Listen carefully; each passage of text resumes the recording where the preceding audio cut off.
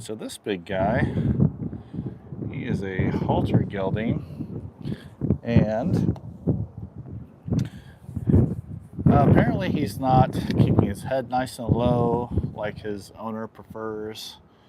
And he had a show last weekend or the week before, and he was keeping his head set nice and low, but now he wants to keep pulling his head up.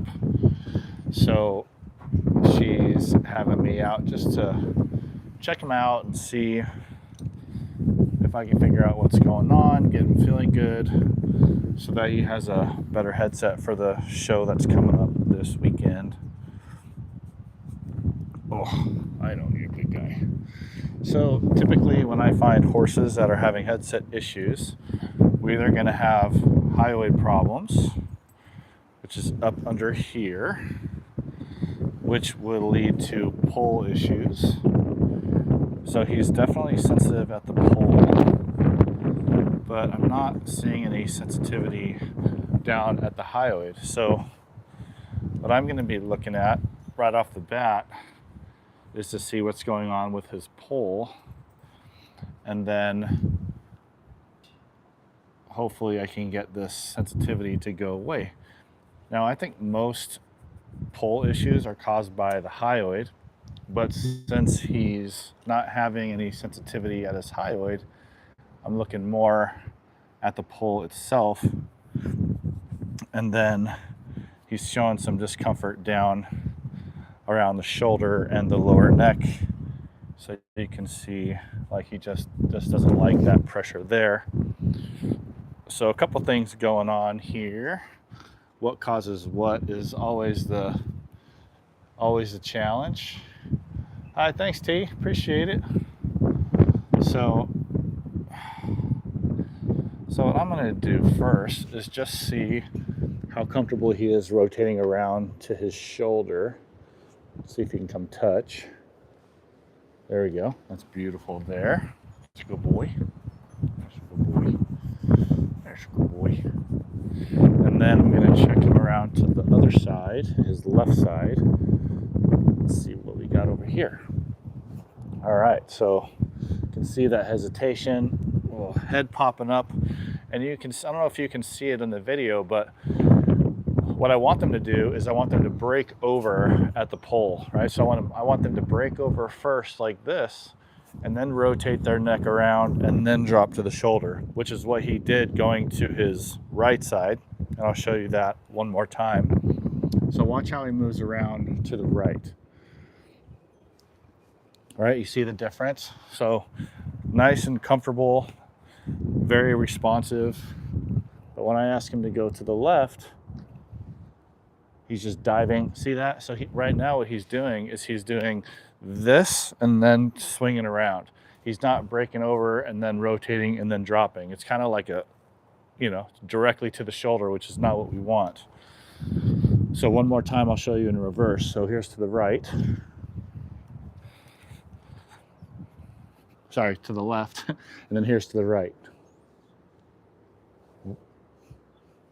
There.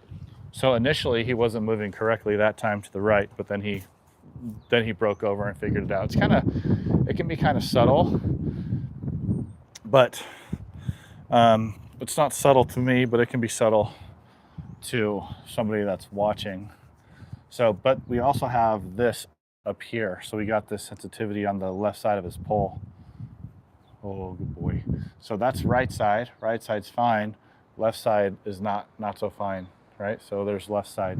So we got left side pole, and most likely we got left side pole and left, yeah, right there. So left side lower neck.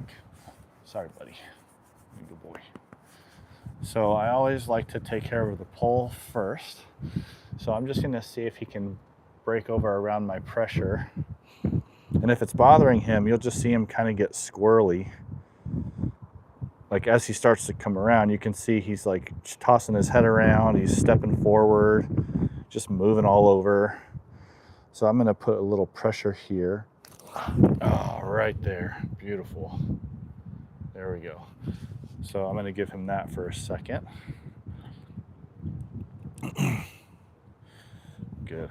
Now the upper neck in their poll is the most movable area of the neck. So that's the area that you get more misalignments with and tightness with than any other area in the neck, in my opinion. And you also get a lot of stuff down here, but that's lower neck, shoulder complex. There's a lot going on down there. But there's more movement up at their poll. Same thing with our upper neck. There's more movement up there than anywhere else in the body, right? Because we can do this, we can do this, we can do this, and this. We can circumduct our head, and so can they. So there's so much motion up there that it also makes it more likely to be restricted or out of position or subluxated, however you want to say it, than other areas of the neck. So I always check this area first. If I think that we've got hyoid problems, I'll check the hyoid, and I'll do that before I adjust the poll, because a lot of hyoid problems can cause poll issues. So I'm going to go ahead and recheck this, just to see if that sensitivity is better. And you can see, like now he's dropping his head, right? Instead of tossing his head around, we're coming down. So that's beautiful. Exactly what I want to see. And whenever I do a neck adjustment, I always do the shoulder pressure point again, just so they can feel how that's going to move. And I want to recheck his range of motion. Boom. So that was perfect, right? So we got the breakover, the rotation, and the drop. When I show you the movement that I want, when I say I want breakover and then rotation and then a drop, I don't want it in a ratcheting motion, right? I just want it in a one fell swoop. One fluid motion is what I want. So that, what he just did to the left shoulder, was absolutely perfect. So I'm going to check him to the right, so you can see the difference, okay? So on the right now, he's doing this and then swinging around. Whereas on the left side, he was doing this and then dropping towards the neck. So he did this to the right this time, right that, like he flexes first and then comes around.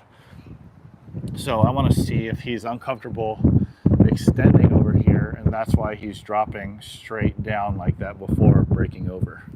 Good boy, good boy, good boy.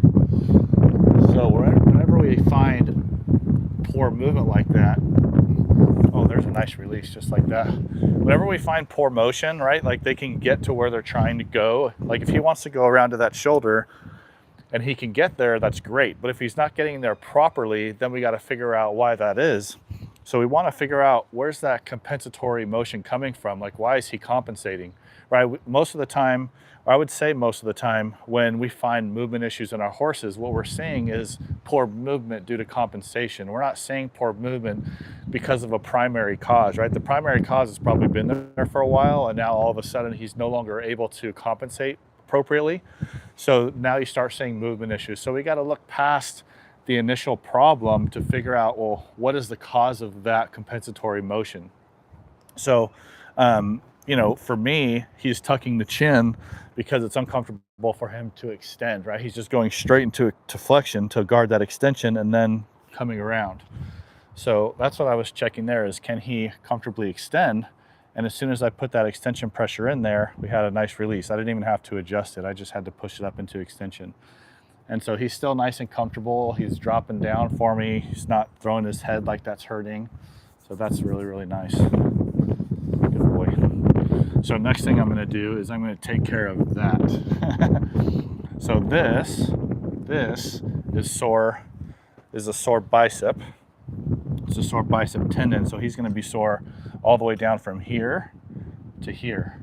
So I'm going to take care of that. And I'm just going to apply really light pressure. And what you're going to see as I do this is he'll stand real still. He'll start zoning out, looking off into space. And I'm just going to hold this while he does that. Good boy. Good boy. So I'm just applying tension right across the tendon. And I'm pushing directly into his shoulder from front to back. And the actual direction of pressure, there we go, that's beautiful, beautiful, good boy. And the actual direction of pressure is as if I'm trying to curl my fingertips around towards the heel of my hand. Good boy. So we can check that now. See how much better that is? Just with that light pressure. That's beautiful. So that's, good boy. So that's perfect. So I'm going to check this side as well, because I always check both sides regardless of where the pain is. See? So you can see the difference now between this, which is still bothering him, right? And this, right? What horses will do when they experience pain after they get it worked out, right? After I adjust it or do some body work, is you'll see an initial response like they expect it to hurt. So when I go to reapply the pressure, it's like, oh, that's gonna hurt. And then, oh, okay, that doesn't hurt anymore. And so it's really important after you get your horse worked on that you exercise them, let them get out and move, let them move their bodies around so that they can feel that what was hurting before no longer hurts. And if you think that was a pain response, I haven't worked on this side yet. So you can see the difference between this, where he's trying to nip, and the other side where he's just coming around like, ooh, like that's, you know, this side is still hurting. And you can see he's trying to back away and move away from that. So I'm going to check this side here and do the same thing. Good boy. Good boy. Good boy. And again, I'm just going to apply nice, easy pressure. And what you can do here is you can massage it. You can use a massage gun. There's a guy on TikTok that I follow, and I'm really a fan of his work. His name is Christian Langeder, Langeder. And if you want to learn some of this soft tissue stuff, go take a look at his account on TikTok. He's phenomenal. And he also has a course on his website where he teaches you how to do some of this GTO work. Good boy. So he's over here licking and chewing. It's a good boy. He's licking my pants. Good boy. So after we get this release, you can see his head's also come down quite a bit. There you go. There we go. There we go. Much, much better. Good boy. Good boy. And he's a young guy too, so obviously the young horses can be a little bit mouthy. Good boy. Good boy. So that's all. Hey, sir. So that's all good too. Good boy. All right, and again, after doing that work, I'm just going to bring him around. But he's getting much more responsive. You can see how fast he's starting to come around, so that's really good. Boy. Oh. One more time this way. Come on. One more time. There we go. Good boy. So horses will tend to remember what hurts and what doesn't hurt really, really well. So if they were hurting before, they're going to tend to move the same way. See, he's getting better and better as I do that. He'll tend to move the same way as he did when it was hurting. So you got to exercise them and make sure that they know, okay, that doesn't hurt anymore, so I can move my body properly. I no longer need to compensate. I can flex and extend around the area that was bothering me. So, you know, when people say, you know, can I work my horse after this, or does my horse need to be on stall rest for a day? I'm like, absolutely not. I think that's the worst advice that most chiropractors give, is to tell their clients that their horses need to rest for 24 hours after an adjustment. I don't tell that to my human clients, right? I want my human clients to get up, move around, go exercise.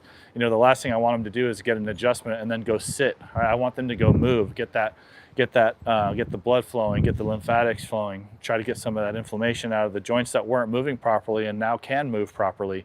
So anytime I do an adjustment on a horse, unless they're super back sore, or if I'm concerned about, you know, a foot problem, or, you know, something that's causing them pain, then I don't want them to be on stall rest. I want them out, moving around, getting the old nutrients in and the new nutrients out, allowing them to have the opportunity to feel how their body's moving. Ooh, it's as windy today, boy. Supposed to have some storms here this afternoon. So yeah, just get your horses out, get them moving. Don't rest them for 24 hours. If people are telling you to rest them, I would ask them why. Why do I want my horses to rest? And physiologically, can you explain to me why that's a benefit to them? And there is no benefit. They'll say something like, oh, that's just what, you know, that's what I've been telling people for years, or, you know, that's what I was told to do, or whatever the case. movement is key. And if they're telling you to rest your horse after an adjustment, it's just not right. And I will argue that one till the cows come home for sure. Noob? What is noob? What's noob? I mean, is that like newbie? That I'm not. Awesome. Sweet, sweet, sweet. Hey, Winslet. Awesome. Good boy. Good boy. So this is Smokey, and he's up in North Gilbert. Traveling to California. Falco, I mean, I'll travel anywhere as long as there's enough horses to work on, and you know, my travel fees or my travel costs have to be covered. Otherwise, it just doesn't make any sense for me to do it. But what part of California are you in? All right. All right, I'm gonna check his front legs. We had this area here that was tight. So when we have anterior shoulder, bicep, any of this area here that's tight, even the chest to some extent, what we want to do is we want to extend the shoulder back to stretch this all out. Okay, so I'm going to show you one thing that you can do if you palpate your horses around this area and they're fussy and nippy. Ooh, there's a nice release in that shoulder right there.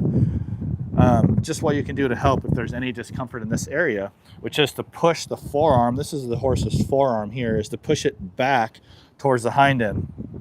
And the way that I like to do it is just wrap my leg around their leg and then just apply pressure with my leg. So I'm going to do this with my leg. I'm going to push my knee kind of like this to push that forearm to the rear. So it's going to look like this. And I'm just going to apply pressure to the rear. And what I want to feel is that he tenses up against my leg, and then I'm going to hold that. And what's going to happen, and you can see that right here, is once you reach tension and they start pushing against you, they're going to lean their bodies over your leg, and you're going to get a really good stretch out of this area. The challenge is to get into a position, where, you know, especially on a horse this size, where you have enough power or enough strength to hold that leg back. And sometimes that can be a little bit difficult. So that's one way you can do it right there. The other way, which works very well also, it's just what's more comfortable for you, is to put the hoof on top of your thigh and then wrap your hands around the forearm above the knee and then just pull to the rear right there. And as you do that, he'll start leaning over your pressure, and you'll get a really good stretch out of that anterior shoulder, out of that bicep, that whole area right there. It's a really, really good stretch for them. And if you guys want to learn more stretches like that, I have a whole equine stretching course on my website. It's linked in the description. So take a look at that if you'd like to learn more about how to stretch your horses.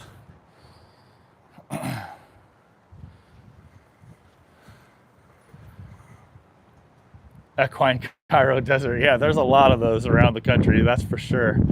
How many do you need? I'd probably need, about 15 to 20, to be honest with you. Like, I'd need at least a whole day's worth of horses, maybe like a day and a half. But I'm always happy to come up if you can get enough together, for sure. Especially if it's, like the summer, you can get me out of Phoenix. That would be amazing. Oh, Loomis. Yeah, I know where Loomis is. I lived up in Yuba City for a few years. Good boy. But yeah, I'm happy to travel all over. I love traveling to work on horses, see new areas. That's always fun. Oh, good boy. Good boy. And of course, oh, there we go. Very nice. And of course, always watch their mouths. Good boy. You can see that he's a little mouthy, little nippy, but he's not a mean horse by any stretch. Super sweet guy. But, when they're in any type of discomfort, they can be a little bit unpredictable. So, and if you're in positions like I get myself into with these guys, you just want to make sure that, you're keeping an eye on where their mouth is and keeping yourself safe. Oh, good boy. Good boy. So again, this area was having problems, so I'm going to bring his leg to the rear. Good boy. That's a good boy. So he was a little nippy on the other side, so I'm just keeping his mouth over there. I don't mind if he drops his head, but you know, back of the leg, hamstring bites, those are never fun. Good boy. Good boy. Oh, there we go. Beautiful. Beautiful. Very good movement over here. Just want to check this one more time. That's good. Beautiful, buddy. And he's got a little bit of looks like he's got some welts going on here, or some hives maybe in that shoulder. Nothing in his back end, but definitely got some hives going in the shoulder there. So he's got some allergies to something.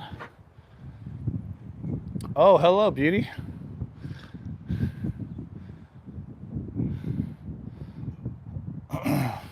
How you doing? Oh, awesome. Cool. Sounds good, Falco Farm. Yeah, if you want to, you can shoot me a text, and you can get my number off of my website, Sport Horse Chiropractic, or you can always shoot me an email on the contact page there as well. And I will get back with you, and we can set something up. That'd be awesome. That's a good boy. All right. Ooh. Dr. Robson, was she where is she based, or where was she based out of? Up in your area, or did you have to travel to get to her as well? Oh, that's a good boy. Good. Good boy.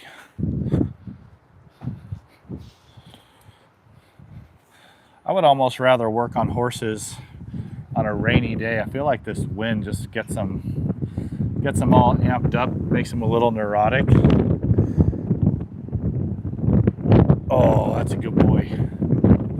Nice little release of that low back with that pelvic flexion pressure point.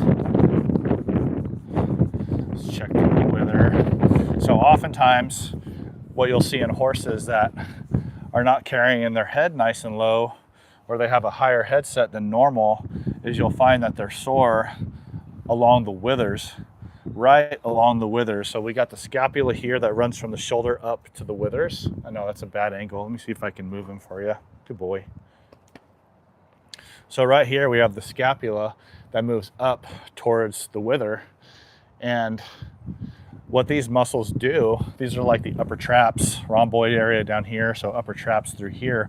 What the upper traps do, if one of them fires independently, it brings the head around like this. So it does this. It brings kind of that, and it also brings, like for us, it brings the ear to the shoulder. But ear to the shoulder for a horse is this. So that's the movement that you get when the upper trap fires, but it brings the whole neck around. It doesn't just bring this. So upper trap fires on one side, it does this. But if the upper traps fire together, both sides at the same time, it brings the head up, right? So it brings the head up like this, and it extends their head and neck towards the sky. So if I have a horse that is carrying its head high and not dropping it like he's supposed to, or like he normally does, then what I'm thinking I have is tightness, or what's called hypertonicity of the upper traps through here, and it's causing him to want to hold his head high, because dropping it down makes it uncomfortable through this area. So I just wanted to palpate those and see if there's any soreness there, and there's absolutely not. So I think what we had is that pull area, which was causing him to not want to drop that head down, because these feel super comfortable to me. And the other way that you can check the withers and make sure that this area is not sore is you hit this pressure point on the sternum and seeing if he drops his head. And his head comes right down, like I'll do it without holding the halter, and you can see his head drop. So it wasn't me pulling that down. But if they're willing to drop their head down that far, then you know that this is perfectly fine and comfortable. So I think we got it with that pull issue. So that's really good. And the last thing I want to check on him is his TMJs. Good boy. Just wanted to check this again and make sure that that's not sore. I'm gonna check his TMJs and make sure those aren't sore. He's a super young guy. I think he's 3. So, you know, these 3-year-olds can be a little bit more reactive than most. So the fact that he's just chilling here like that is great. So I'm just gonna palpate his TMJ here, and that's really, really good. I'm gonna check this other side as well, and that's really good also. So TMJs feel good, pull feels good, no reaction at all on the hyoid on either side. So we're feeling pretty good up here. So now I'm just gonna get him to stretch his TMJs. Just give me a really good stretch with that lower jaw, and then hopefully he'll go into extension at his poll. So you'll see his mouth go up towards the sky. That's perfect right there. And you can see his lower jaw just going back and forth, right, left and right. And I want to see that he's able to move that lower jaw equally from left to right and right to left. Good boy. And he's super comfortable up there. He's not thrashing around and tossing his head or being really aggressive since I have my thumb in his mouth. So, and then I'm going to check the other side too, because we've got 2 TMJs, right? We've got 1 TMJ right here, and then we got 1 TMJ on the other side as well. So we want to make sure that both sides are comfortable for him and that he's able to move the same as he is on the other side. Good boy. There we go. So really nice stretch of the jaw, head goes up into extension. That's beautiful. Good. So I think we got it. We had left side pull. We had soreness in both bicep tendons, which that's really good now. He's not whipping around to try to bite me as I'm putting pressure there. We got some good releases going on here. That's beautiful. And you have to pardon me because I absolutely hate the term release, because I think it's just this umbrella term that people use to tell you that, you know, it's feeling good, or, you know, that they did something that fixed their horse or whatever. Like the term release is just so used and abused. I just can't stand it anymore. But it's a habit and it still comes out of my mouth. But in either case, I like to see the licks and chews and the yawns. My favorite one is his head dropping. But what I really like to see is that the areas that were hurting him before I worked on him are no longer hurting. And instead of acting like it hurts, he acts like it's feeling good. So the head drop, he's not coming around to try to nip or bite. You know, that this look right here is what I love to see. So that's awesome. All right, so this big boy is all done. Hopefully he'll have an awesome horse show this weekend with a happy owner, happy rider. Hey, what's up, Cindy? So that was super, super good. Yeah, exactly. Head high, head above the withers, fight or flight. Head below the withers, parasympathetic, rest and digest. So lower head carriage when a horse is chilling out and relaxed is exactly what you want to see. Just like this. This is beautiful. Ah, me too. I'm along. American Canyon. I don't know where that is. Oh, really? UC Davis. That's awesome. Wait, she was a vet, or was she a human chiropractor turned animal chiropractor? Falco Farm. I'm asking you about that other doc. Oh, hello, buddy. And he's a little mouthy, so I'm like trusting him, but I'm like, I don't want to trust him too much. I'm just waiting for him to take a little piece, but don't do it, because I will beat you. Awesome. All right, let me get out of here. I'll keep this live going for a few, so if you guys have any questions or anything, I'm happy to answer those now that I can focus on the chat a little bit more.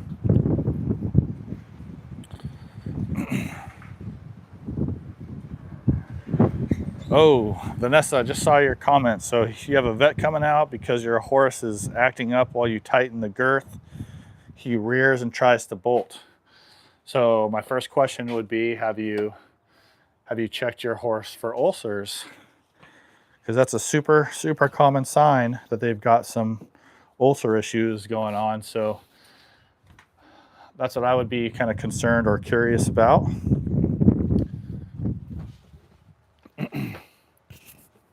Oh, she's a vet. Okay, that makes sense, because I would be really surprised if UC Davis would work with a human chiropractor turned animal chiropractor. I wish they would. I mean, I know the lady who runs the veterinary program at UC Davis. She was in my animal chiropractic course back in 2016. So I don't know if she's still there actually. So maybe she's not. But if she is, I would be shocked if she's not open to human chiropractor. You're having a tornado. Uh-oh. I hope you're all right.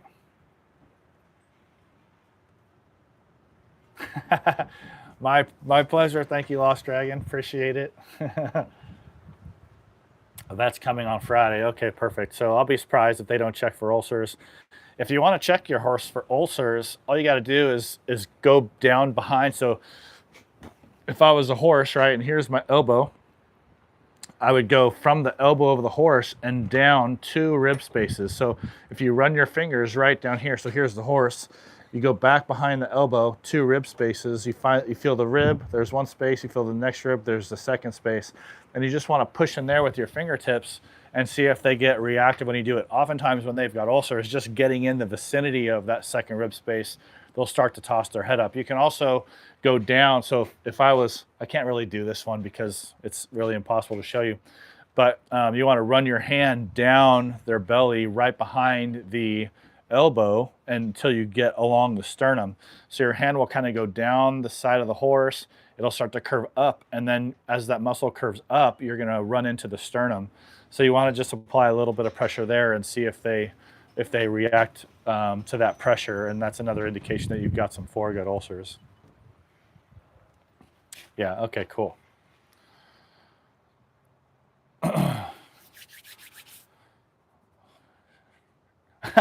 I can't try because I would have to like reach around this way and drag my hand all the way up under here. And I just can't do it. I'm 46. I don't have that flexibility anymore. Let's see. Yeah, please do, Vanessa. That would be awesome. I would love to hear what they figure out. I'm betting on some ulcers. Really. See if I missed any other questions or comments here. I don't think so. Awesome. Good to go. Sweet. All right, guys. Well, I see people dropping off. I'm gonna head out of here, but I appreciate you guys watching. And I will hopefully see you guys on my next live. If you guys aren't following yet or subscribing, please consider doing so. And if you want to see more content, head over to my TikTok. It's also Sport Horse Chiropractic. And I post a lot more there, but I'm going to be swapping that up and posting a lot more content on YouTube. So also, I just finished setting up my YouTube studio in my house. So we're going to have some more Q&As, live one-on-one type stuff. I'm going to be going through my equine stretching course and my equine stretching manual on there. So please subscribe or follow on TikTok as well. Also, I'm on IG as Sport Horse Chiropractic. And I hope to see you guys on more of my future lives. Thank you so much. Have a wonderful night.